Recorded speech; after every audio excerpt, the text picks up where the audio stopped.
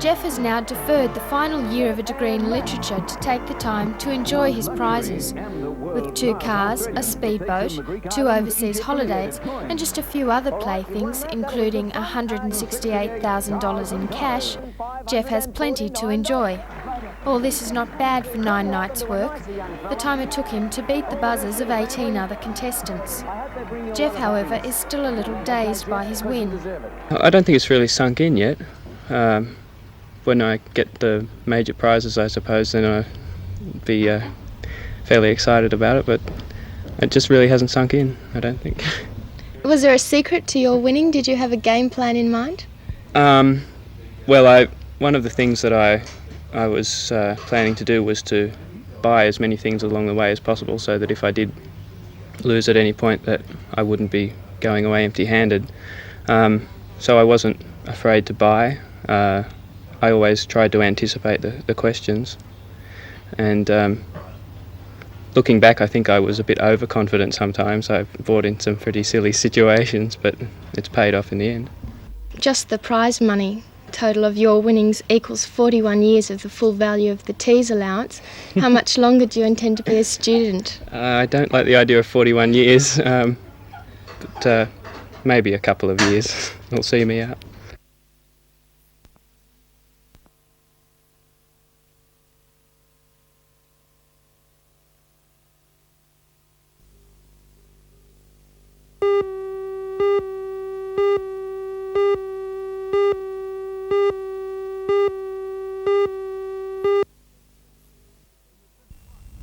In the semi-final at the number 2 sports ground, Tech College overwhelmed Tube Makers to earn their place in the finals. Tube Makers batted first, and despite innings of 39 by Mackay and 37 by Mark Scobie, their total of 135 proved within easy reach for Tech. Tech overhauled the target without losing a wicket, with openers Holding 68 not out and Windsor 55 not out, taking their side to 137. In the other match at Tube Makers Oval, Premiers Hillsborough batted first and were bundled out for 100 by the Nesca attack. Phil Embleton scored 26 and Warwick Mears not out 19, with Nesca bowler David Story capturing 3 for 16. It seemed like an easy task for Nesca, but after a solid start and with a win in sight at 3 for 58, the team crumbled to be all out for 87, 13 runs short of victory.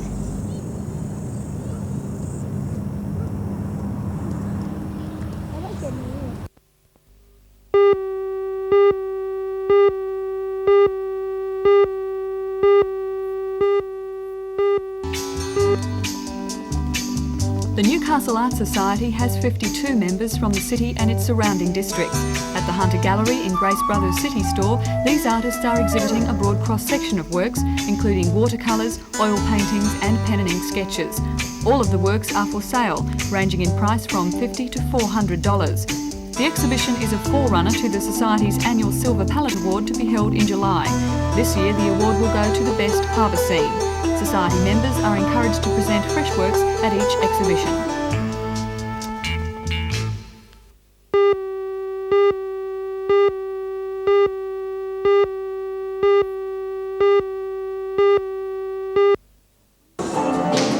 Freewheel's Theatre has entered 1986 bigger and brighter than ever, with its first production, Big Fish, Little Fish, ready to take Hunter schools by storm.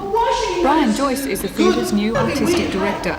A former teacher and actor, he believes the play can help children undergo the transition from primary to secondary school. Well, Big Fish, Little Fish is about change in a young person's life, a 12-year-old's life. It's about going from primary school into high school and the changes that go with that.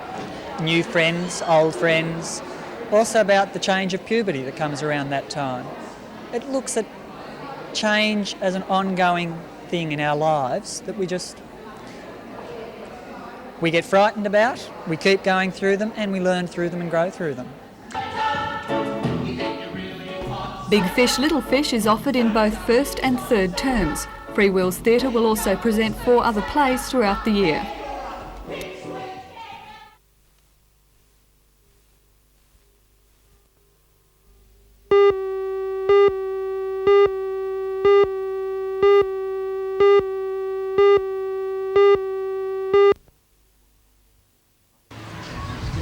Most of the 150 New Gas outdoor staff met at National Park at lunchtime to discuss a peace offer from the company.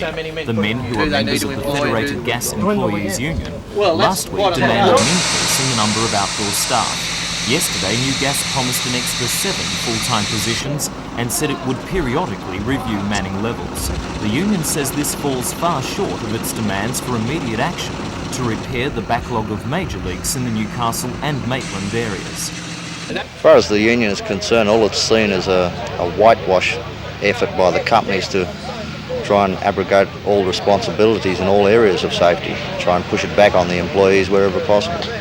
According to the union, since the switch to natural gas, which runs at a higher pressure, there has been a large increase in leaks. However, over the last 5 years, the number of outdoor staff working on maintenance and repair has been reduced by 40. The workers say they have been reduced to operating as 2-man crews instead of the standard 3. They passed a motion demanding 3-man crews and are calling for all outdoor staff to be reallocated to repairing leaks until all major leaks have been repaired. The union is also demanding that New Gas stop using contractors to work on live gas. New Gas would make no comment to NBN News today, but told the union that it is unable to discuss the dispute until it receives instructions from its parent company, Australian Gas Light, in Sydney.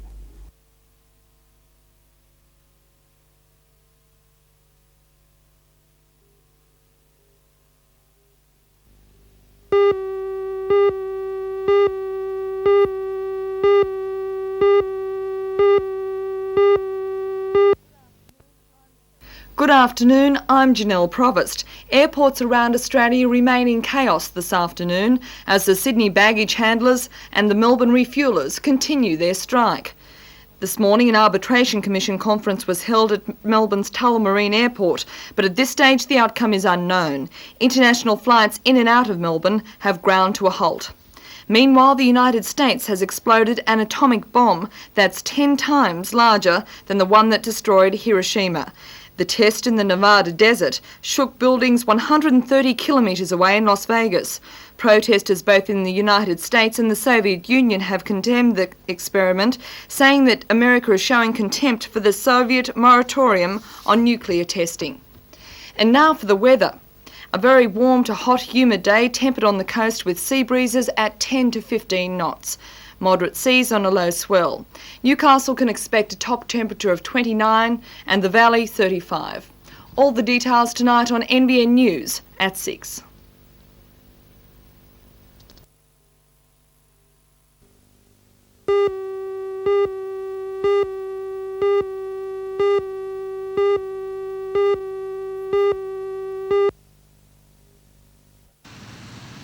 Nesca House was the setting for the contract signing, County Clerk Warren Elliott putting pen to paper, along with Gordon Jardine, the marketing manager of the computer software company Mincom. The new system will be linked to the County Council's main computer centre in Derby Street and will deal with accounts payable, purchasing and inventory. With 197,000 customers spread over 28,000 square kilometres, the SCC needs to be efficient, and it says the new software will keep down costs. Even though the system has a $250,000 price tag, County Clerk Warren Elliott says it was money well spent. This is the far cheaper way to do it, to buy a package rather than develop it in-house. The other reason, of course, is that we don't have the resources and the man-years it would take to develop a complex online system such as this. Mincom has already begun training operators on the software, and if all goes to plan, the system will be up and running by the beginning of July.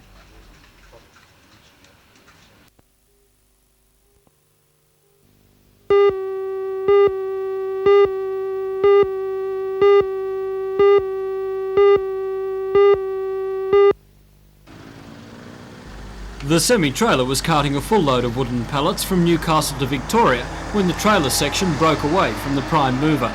The trailer overturned, flinging its load across the 4 lanes and blocking traffic. Police say it was fortunate there were no cars coming the other way when the accident occurred, and apart from a few headaches for motorists, there were no injuries. Police were quickly on the scene and cleared 1 lane for traffic. Within an hour of the accident happening, the trailer was also moved off the road and the task of clearing away the pallets begun.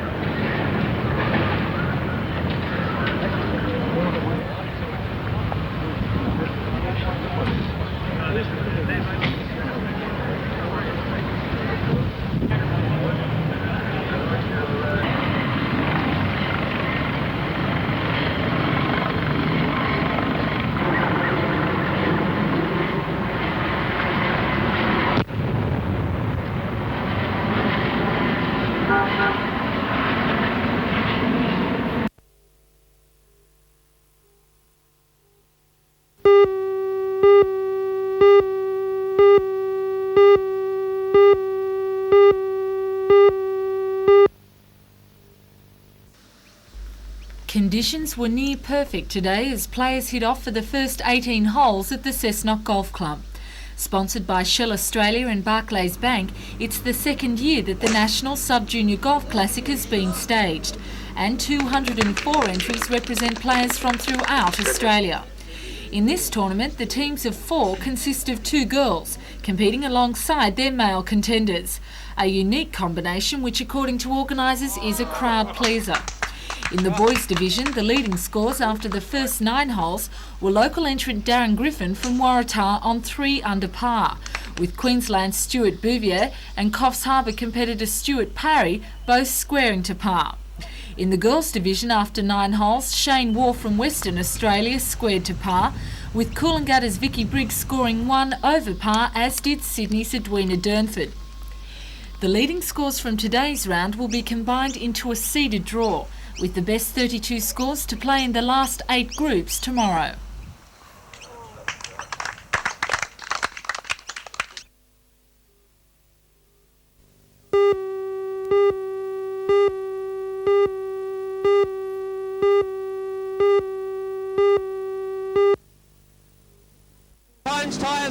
It looked like a foregone conclusion for local test star John Pine when he drew position 1 of the 21-car field in the Super Sedan Grand Prix. But 2 flat tyres and a 50-cent bolt put paid to his chances. Pine's got a flat left tyre now. The left tyre is flat.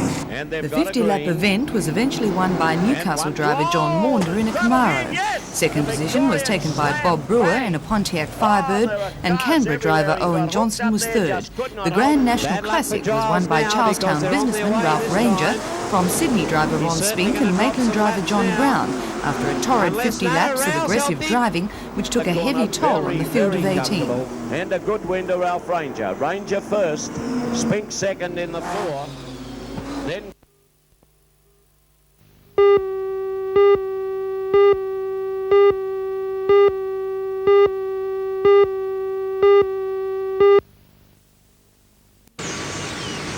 there have been many disputes that have stopped work on the mutton chain lately, but the most frequent one is over whether foremen should work on the floor.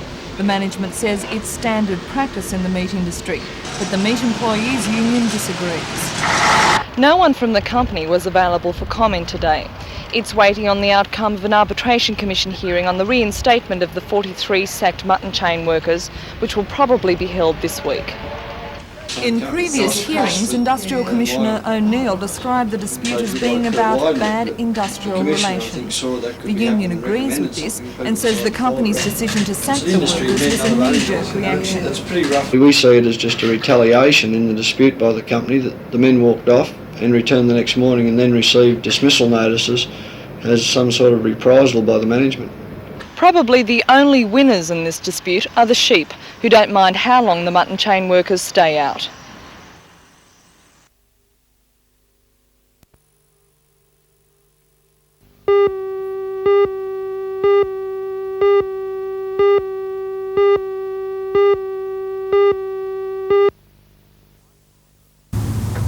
The quiet prosperity of Hilldale Country Estate at Barnsley has been shattered by a change to the proposed route of the National Highway.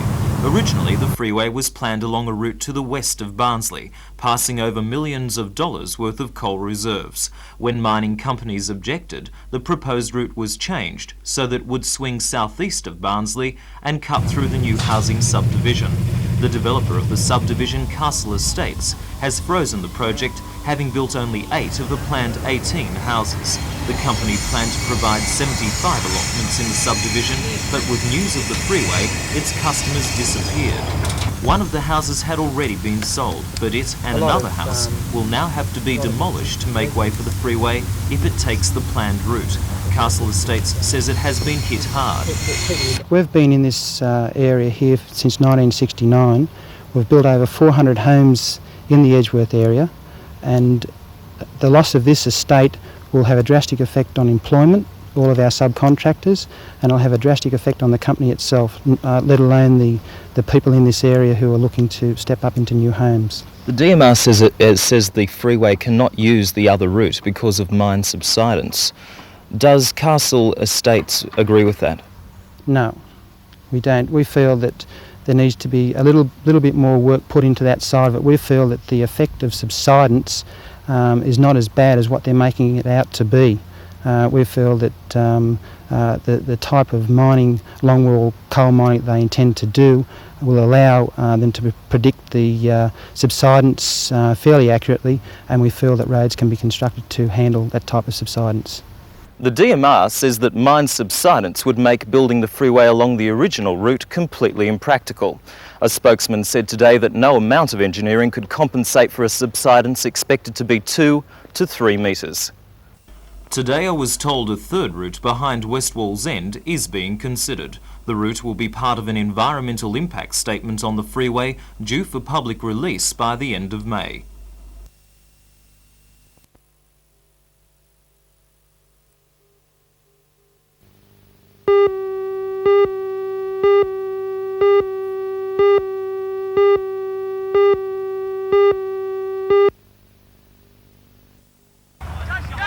The 10 first-grade sides from the Newcastle Football League took part in the Lightning competition. The teams to qualify contained a few surprises. 3 of the 4, Raymond Terrace, Williamtown and Nelson Bay, were from the Port Stephens area, with the 4th qualifying team from Cardiff. In previous years, city teams have dominated the competition. In the semi-finals, Cardiff 8-10-58 defeated Raymond Terrace 3 behinds, 3 points only, while Williamtown 9-3-57 defeated Nelson Bay 4-3-27. The final between Cardiff and Williamtown was a hard-fought game, the low scores an indication of both teams giving it their all. Cardiff 3-7-25 defeated Williamtown 2-3-15. In the first half, only 3 goals were kicked, 2 by Cardiff, 1 by Williamtown. In the final half, each team scored 1 goal each. Some outstanding performances were put in by D. Withers from the Williamtown side and J. Moorcroft and G. Taplin from Cardiff.